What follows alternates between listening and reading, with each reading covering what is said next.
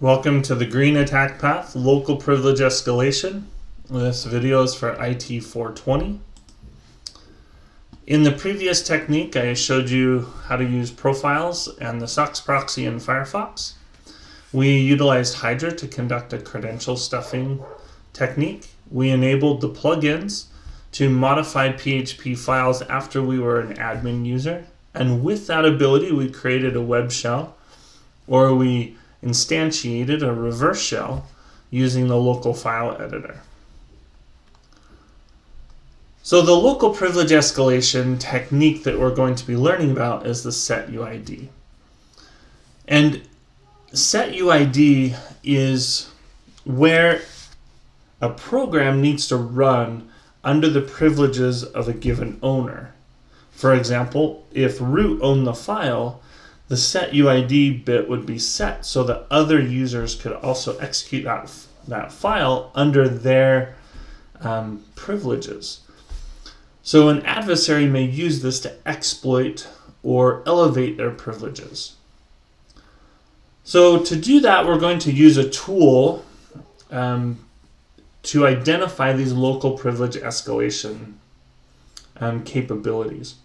So for you, go ahead and Google Linux local privilege escalation. There are a variety of tools that you can find.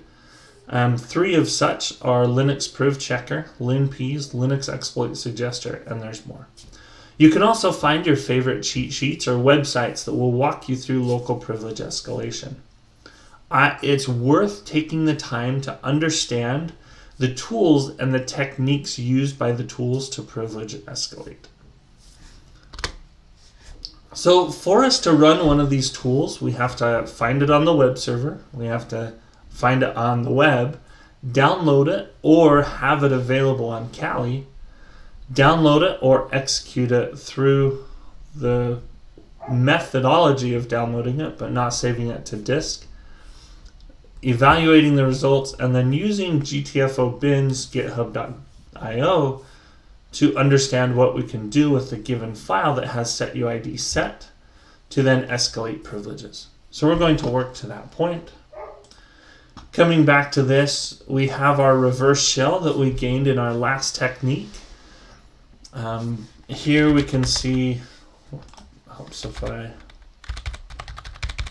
and we lost the web shell, so let me reestablish it.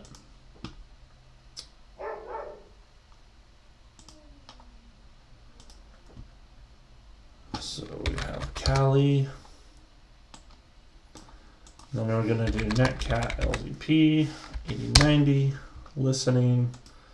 I'm going to go back to the web server, and boom, we have our web shell back. Okay, who am I? I'm the www data user. So on Kali, I have LinPs set up, so I'm going to just run a simple Python HTTP server. Let me increase my font size so you can see it better in the video. And I'll do that over here also. So I'm going to start listening. And notice the file I need to download is LinPs. On the web server, I want to see if wget is installed. So I run which wget. It's located in user bin wget. I could do wget -v if I wanted to. But I'm just going to, first I'm going to go to a directory that I have permissions to download to. I may create a hidden directory in Linux where it's like .hidden. So I'll go into this hidden directory. And you may want to do that when you're participating in Hack the Box or Capture the Flag to hide your activities from other people who may be on the box, because you may not want to tip your clues or what you've discovered to other people playing the game. Or to the blue team if they're expecting you to drop stuff in certain folders. So run wget http, the IP address of my Kali box, which is .60, running on port 8000, and then linps.sh, and then I want to output that into l.sh.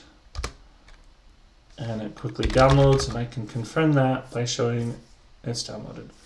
So to execute linps, I could do chmod all.sh just to execute it locally. And this is being sloppy and leaving my tool behind. There's other things I could do to circumvent that. But now I'm just going to run l.sh. I'm going to pipe it out to results.txt and just let it run.